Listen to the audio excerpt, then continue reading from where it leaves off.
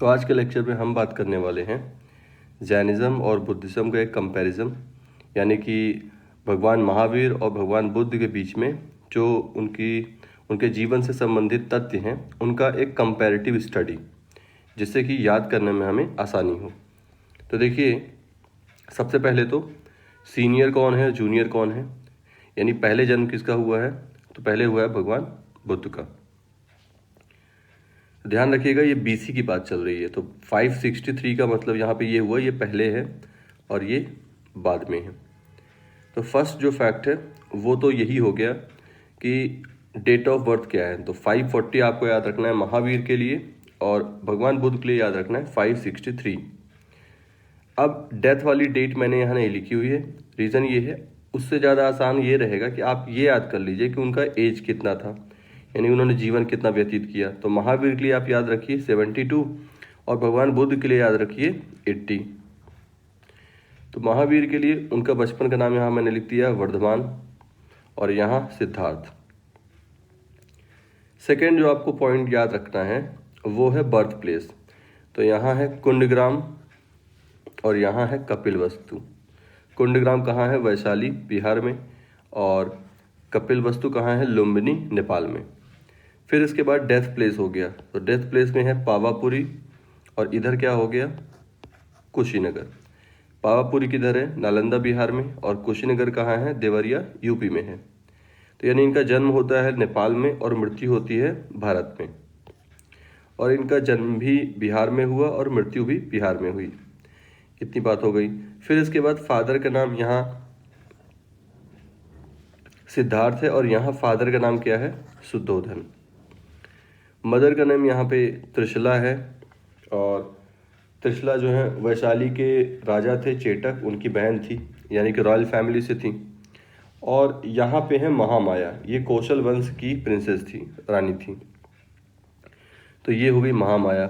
हालांकि ऐसा कहते हैं कि महामाया की डेथ इनके जन्म के समय तुरंत उसकी कुछ दिन बाद हो गई थी, और उसके बाद उनकी जो फॉस्टर मदर थी, यानी कि सौतेली माँ थी, गौतमी ने उनका पालन किया। तो महामाया के साथ एक नाम आपको यहाँ पे ये भी याद रखना है, गौतमी वाला। फिर इसके बाद, और गौतमी से ही इनका नाम गौतम बुद्ध नाम भी आ रहा है। फिर इसके बाद वाइफ नेम, तो यहाँ यशोदा है और यहाँ यशोधरा है। फिर पुत्र या पुत्री की बात करें तो यहाँ प्रियदर्शिका इनकी पुत्री का नाम है, और यहाँ पुत्र का नाम क्या है? राहुल है। नेक्स्ट पॉइंट है रेनन्सिएशन, यानी ग्रह त्याग। तो ग्रह त्याग भगवान महावीर ने किया है 30 साल में, 30 है, और यहाँ कितना है? 29। बुद्ध के ग्रह त्याग के लिए एक शब्द का प्रयोग किया जाता है, वह है महाविनिष्क्रमण। देखिए, निष्क्रमण का मतलब होता है निकलना, निष्क्रमण का मतलब होता है निकलना। अब क्योंकि महापुरुष निकल रहे हैं तो महाविनिष्क्रमण। फिर इसके बाद घर से निकलने के बाद इन्हें कहाँ मोक्ष मिल रहा है? तो इन्हें मोक्ष मिल रहा है जिमिका ग्राम में, इन्हें मोक्ष मिल रहा है जिमिका ग्राम में। और तब इनका एज कितना है? तब इनका एज है 42 ईयर। और इन्हें कहाँ मोक्ष मिल रहा है? तो इन्हें मोक्ष मिल रहा है बोध गया में, और तब इनकी एज कितनी है? 35 ईयर। ठीक है, देखिए, पहले घर छोड़ा, पहले मोक्ष मिला, बाद में घर छोड़ा, बाद में मोक्ष मिला, ऐसे याद करने की दृष्टि से बता रहा हूँ, है ना। तो 29 और 35 आप याद रखेंगे, और यहाँ 30 to 42। फिर इसके बाद वो कौन सी नदी थी जिसके किनारे इनको मोक्ष मिल रहा है? तो यहाँ याद रखना है आपको ऋजुपालिका, यहाँ हो जाएगा ऋजुपालिका, और यहाँ हो जाएगा निरंजना। तो निरंजना को फल्गु रिवर भी कहा जाता है। फिर इसके बाद वो पेड़ कौन सा था जिसके नीचे इन्हें मोक्ष मिल रहा है? तो ये साल, और यहाँ क्या है? पीपल। फिर इसके बाद ये पहला उपदेश कहाँ दे रहे हैं भगवान महावीर? तो ये दे रहे हैं विपुलचल नालंदा, और इन्होंने कहाँ दिया है? सारनाथ यूपी में। फिर इनका जो प्रथम शिष्य था वो था जमाली, और इनका जो प्रथम शिष्य है वो है आनंद। फिर इसके बाद संप्रदाय, कितने संप्रदाय में ये विभाजित हुआ? तो यहाँ 2 हैं, श्वेतांबर जो कि सफ़ेद वस्त्र पहनते हैं, और दिगंबर जो कि वस्त्र नहीं पहनते हैं, दिशाएं ही जिनका अंबर, वो हो गए दिगंबर। तो श्वेतांबर के को आगे बढ़ाने वाले कौन थे? स्थूलभद्र थे।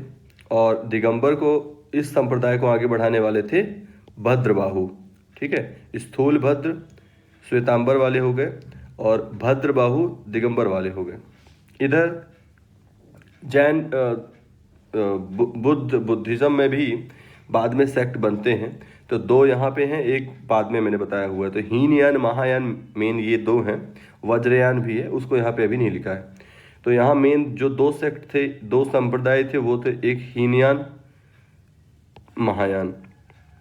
अलग से हम इसको डिफरेंस में इसके सारे पॉइंट्स देखेंगे। अभी के लिए बस इतना ही कि हीनयान में भगवान बुद्ध को एक महापुरुष माना जाता है, जबकि महायान में भगवान बुद्ध को ईश्वर माना जाता है। तो ये हो गया डिफरेंस यहाँ पे। फिर किस कुल से थे, क्लैन क्या था इनका?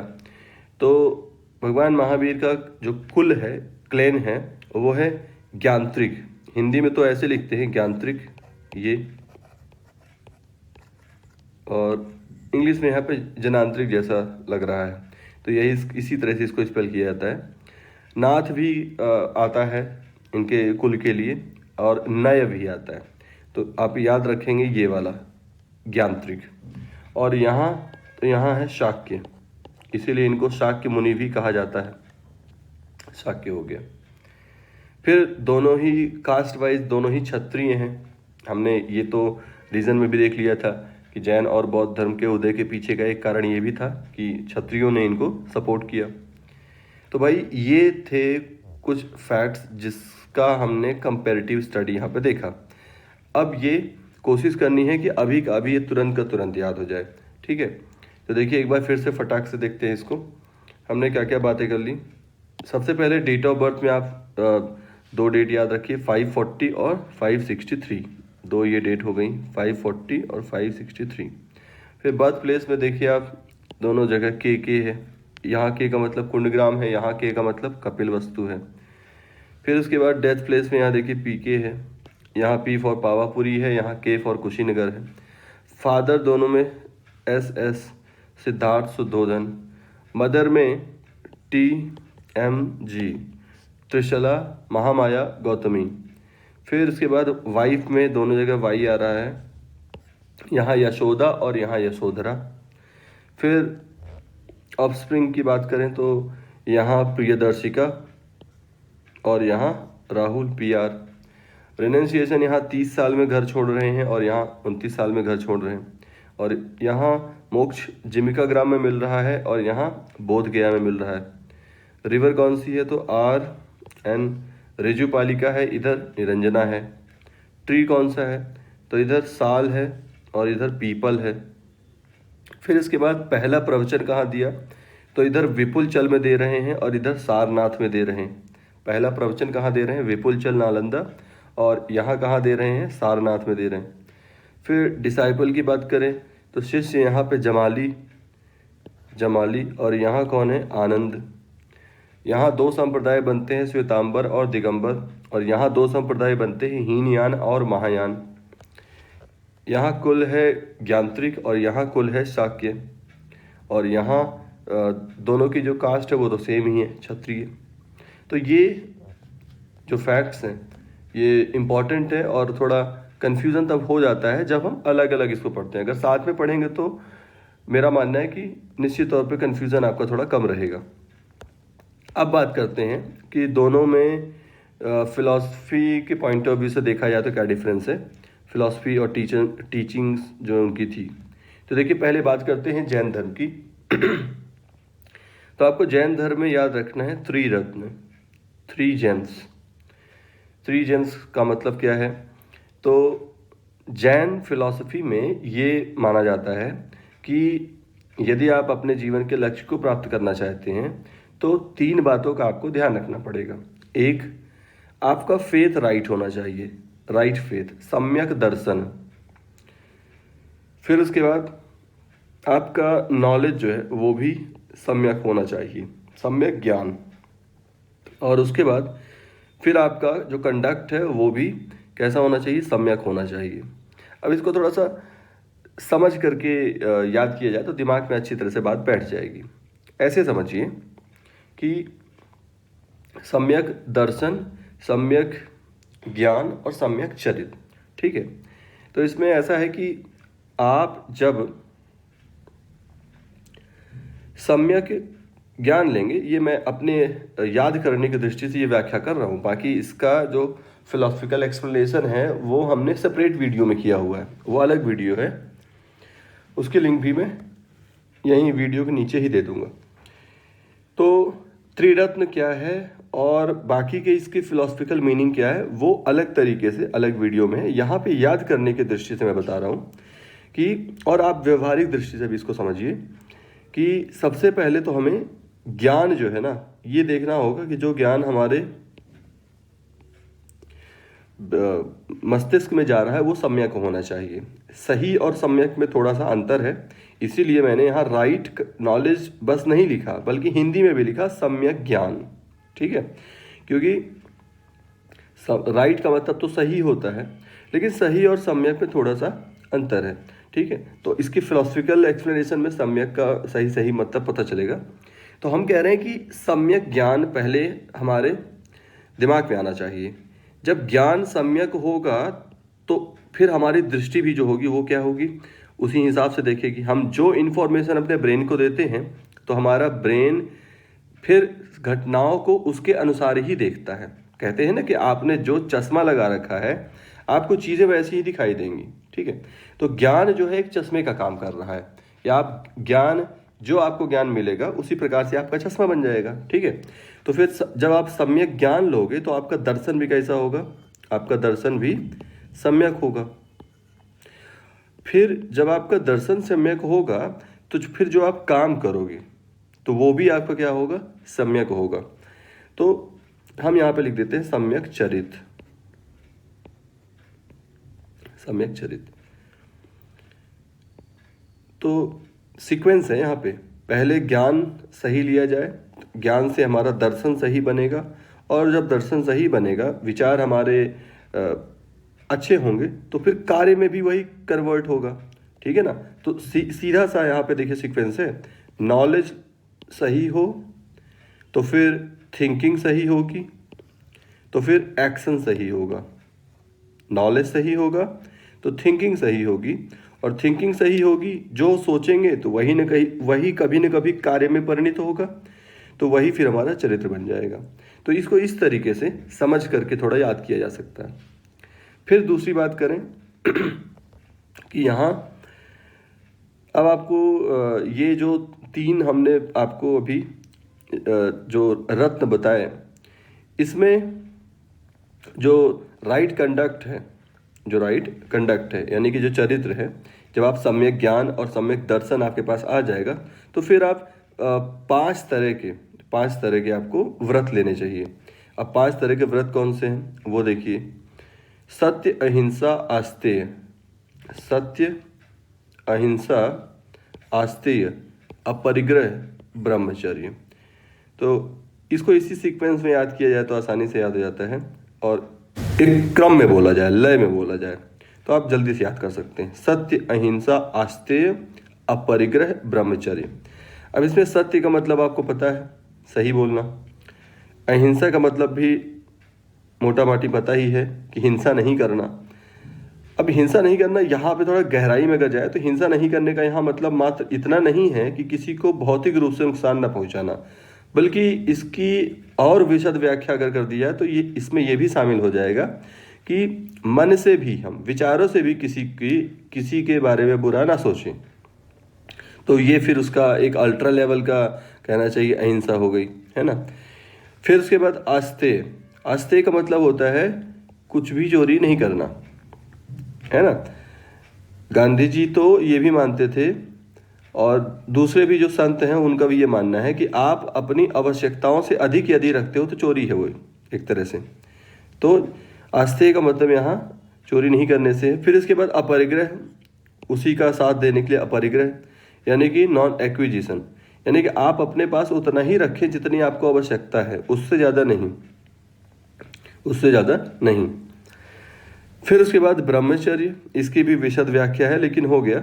आप साधारण अर्थों में ब्रह्मचर्य का जो अर्थ समझा जाता है चैस्टिटी, चैस्ट लिविंग।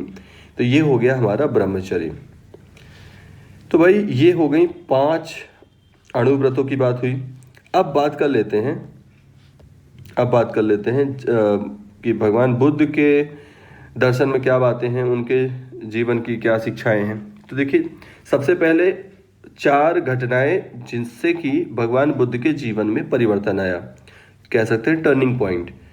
तो 4 बातें हैं कि उन्हें उनके पिताजी को किसी पंडित जी ने बताया था कि आपका जो बेटा है या तो चक्रवर्ती सम्राट बनेगा और या तो सन्यासी बनेगा। तो पिताजी को लगा कि इसको चक्रवर्ती सम्राट ही बनाना चाहिए। तो इस वजह से पिताजी को ये बात पता थी कि अगर संसार में दुख का एहसास हो गया तो फिर वैराग्य आ जाएगा, और अगर वैराग्य आया तो फिर ये सन्यासी बन जाएगा। तो इसलिए उन्होंने इस सारा जोर इस बात पे लगाया कि गौतम को किसी भी तरह से संसार की जो समस्याएं हैं, सांसारिक जो भी ताप हैं, वो महसूस ना हो। तो उनके आसपास का माहौल इस तरह से रखा गया कि उन्हें लगे कि सब कुछ संसार में अच्छा ही है। लेकिन एक बार वो घूमने के लिए निकल ही गए, और जब निकल गए तो उन्होंने कुछ दृश्य देखे हैं। उन्हीं दृश्यों की बात कर रहे हैं कि 4 दृश्य कौन से थे। तो 4 दृश्यों में पहले उन्होंने देखा ओल्ड मैन। उन्होंने एक इतना बूढ़ा इंसान देखा कि इतना बूढ़ा इंसान उन्होंने अपने जीवन में देखा ही नहीं था। तो उन्हें आश्चर्य हुआ कि इस तरह से भी इतना बूढ़ा व्यक्ति भी कोई हो सकता है, और शरीर उसका जर्जर बिल्कुल। फिर उन्होंने एक बीमार व्यक्ति देखा। तो उन्होंने बीमारियां भी नहीं देखी थी। तो बीमारियां नहीं देखी, तो जब पहली बार बीमारी देखी तो उनका जो दिमाग है उसमें ये प्रश्न आने लग गए कि भाई ये तो मेरे साथ भी हो सकता है, ये किसी के साथ भी हो सकता है, बीमारी तो किसी को भी घेर सकती। फिर तीसरा, उन्होंने एक मृत व्यक्ति को देखा, डेड बॉडी देखी। जब डेड बॉडी देखी तो उनको आश्चर्य हुआ कि भाई इसमें तो जैसे हमारा शरीर है, इसका भी शरीर है, लेकिन फिर ये काम क्यों नहीं कर रहा है इसका शरीर? क्या अंतर क्या आ गया? ऐसी कौन सी चीज़ है जो हमारे पास है, इसके पास नहीं है? तो ये सब उनके प्रश्न दिमाग में चलने शुरू हो गए। और उसके बाद उन्हें दिखता है स्माइलिंग असेटिक, यानी कि एक कोई उनको सन्यासी दिखाई देता है, और वो सन्यासी, उस सन्यासी के पास कुछ भी नहीं है सिवाय कुछ कपड़ों के, कुछ उसके पास नहीं है, लेकिन फिर भी वो बहुत संतुष्ट दिखाई दिया, बहुत खुश दिखाई दिया। तो इस वजह से उनके मन में बहुत तरह के विचार चलने लग गए, और यहाँ से उनका जो लाइफ है वो एक अलग डायरेक्शन में चल देता है। तो ये 4 दृश्य हैं जो कि भगवान बुद्ध के जीवन के लिए कह सकते हैं कि टर्निंग पॉइंट बन गए। फिर इसके बाद तो 4 तो दृश्य हुए, 4 दृश्य। फिर उसके बाद है 4 आर्य सत्य, जिसको परम सत्य कह सकते हैं। तो 4 नोबल ट्रुथ क्या है भाई? जब भगवान बुद्ध के दिमाग में उथल पुथल मची, तो उसके बाद उन्होंने निश्चय किया कि इस उथल पुथल को शांत करके ही रहना है। तो उसके लिए उनको ये महसूस हुआ कि मुझे घर छोड़ना पड़ेगा, और उन्होंने घर त्याग कर दिया।